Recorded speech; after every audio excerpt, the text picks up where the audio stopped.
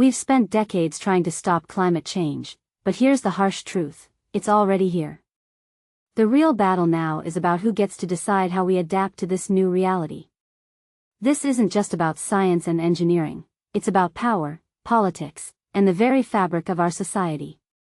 For years, the dominant strategy in climate politics, from local activists to international organizations like the UN, has been focused almost entirely on reducing carbon emissions. The goal was simple: prevent a future climate catastrophe. This made perfect sense, but here's the catch: while we were focused on the future arrived. We're already seeing tangible impacts of climate change affecting our daily lives. This means climate policies can't solely focus on prevention anymore. They must address how we manage the impacts that are already reshaping our economies and social structures. Think about it: insurance companies, housing markets, water resources, land use regulations, job markets, and local economies. All these systems need major overhauls to adapt to a climate that is both changing and becoming increasingly unpredictable. So far, discussions about climate adaptation have largely centered on environmental solutions: building stronger seawalls to combat rising sea levels, upgrading flood control systems, and reinforcing buildings to withstand extreme weather events. These are undoubtedly important, but they overlook a crucial element: the institutions that will determine how people experience the political fallout of climate change. Should private insurance companies be allowed to operate without restrictions, or should the government step in to protect homeowners in high-risk areas? Should disaster relief programs continue to prioritize property owners, or should we guarantee equitable support for everyone affected? Should we leave workers vulnerable to extreme heat at the mercy of their employers, or should we enact federal protections to ensure their safety and well-being? These questions aren't theoretical, they're playing out right now. For example, in the United States, we're seeing a surge in insurance companies refusing to renew policies, even outside of traditionally high-risk areas like Florida and California. This points to a looming national insurance crisis driven by climate change. And this is the part most people miss: it's not just about coastal areas anymore. Furthermore, in 2023, UPS workers threatened a nationwide strike to demand protection from on-the-job heat exposure, eventually securing an agreement to install air conditioning in delivery trucks. That same year, after years of drought pushed the Colorado River's reservoirs to historic lows, threatening the water supply for 40 million people, the Biden administration paid Arizona, Nevada, and California $1.2 billion to reduce their water usage. How we respond to these crises, and the many more to come, will shape the future of our society in profound ways.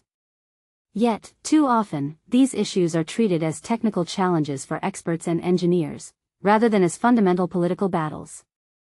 In the realm of climate mitigation, we've already moved beyond purely technical solutions. Remember the Kyoto Protocol? It was built on the idea that market mechanisms could solve climate change.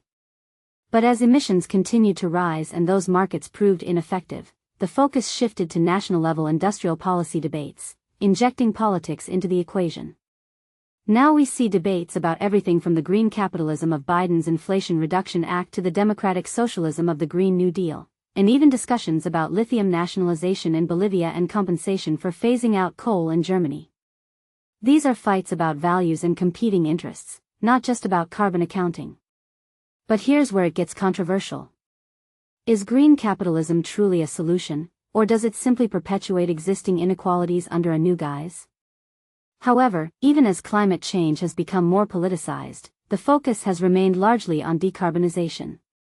Even the progressive climate agenda of Zoran Mamdani's NYC mayoral campaign, which links climate change to the cost of living crisis by arguing that rent freezes, universal childcare, and free public transit will prevent New Yorkers from fleeing to more affordable, but energy-intensive, suburbs, frames its arguments through the lens of emissions reductions. A truly comprehensive climate politics would apply the same political imagination to adaptation, transforming our social institutions not only to prevent future warming, but also to manage the climate impacts that are already transforming our lives. The need for this shift becomes clearer when we move away from the apocalyptic narratives that have dominated climate discourse for so long.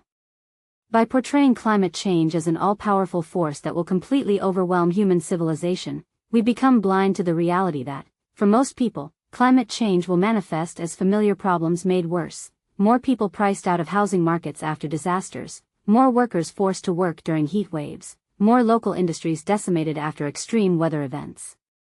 Climate adaptation, then, isn't a separate technical challenge, but rather an extension of the political struggles we're already engaged in. The battle lines are already being drawn.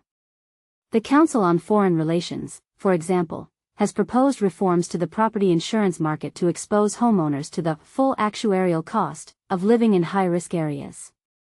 This is essentially a form of managed retreat through market pressure. On the other hand, the Progressive Climate and Community Institute has proposed creating housing resilience agencies to provide comprehensive public disaster insurance, allowing people to stay in place safely.